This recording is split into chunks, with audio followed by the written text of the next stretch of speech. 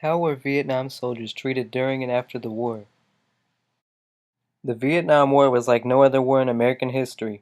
When soldiers from previous wars returned from combat, they were viewed as heroes and were even offered jobs. However, this was not the case with the soldiers that fought in Vietnam. Some of them came home injured, sometimes even at the expense of a limb or vision. Despite this, the United States government provided little aid to help them. Many of them did not receive proper medical care, and as a result, they had a hard time finding work and were physically unable for certain jobs. When the soldiers went off to war, they were overwhelmed with propaganda. The soldiers thought that they were saving America from looming danger and had no reason to think otherwise. Most other countries, such as Canada, refused to join the United States in fighting in Vietnam and didn't trust the reasons for the United States joining the war. Once they arrived in Vietnam, they learned that they had underestimated their enemy, the Viet Cong. The horrors of the war soon harmed the soldiers.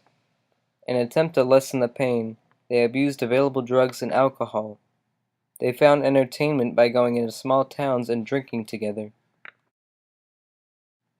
During this time, the civil rights movement was in full swing back in the States. Racism was evident between the black and white soldiers. The black soldiers felt that they were put on the most dangerous patrols and missions. There was plenty of tension between the races early in the war, occasionally ending violently. Towards the end of the war, this tension lessened when they realized they had to work as one. The Vietnam War had the highest division of African Americans in an American war, making up about 13% of the soldiers fighting. America was divided. Some had mourned over a loved one fighting, while others felt that the war was wrong and that the soldiers were tricked by the government. Public support decreased as the war went on.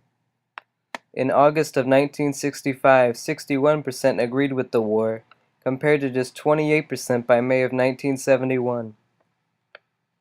The U.S. was losing the war and people got furious. There were sit-ins and other protests all around the country. On May 4th, 1970, a guardsman at Kent State University in Kent, Ohio, fired 67 rounds into a crowd of protesters. There was 4 fatalities and 9 others were left injured. As a result of the shootings, hundreds of schools, colleges, and universities closed due to a student strike of 4 million students. The shootings extended the hatred for the Vietnam War. At the conclusion of the war, there were no parades or honor given to the courageous fighting men. 58,000 Americans died in the Vietnam War. An estimated 100,000 former Vietnam veterans have committed suicide since. Drug and alcohol abuse exists in about 2/3 of the soldiers and 40% are unemployed. Because it is considered to be a failed war by so many people, many veterans felt shunned and distressed. The Vietnam Veterans Memorial, located in Washington, D.C., honors the service members who fought, died in service, or were missing in action. As of 2013, there are 58,286 names listed on the memorial.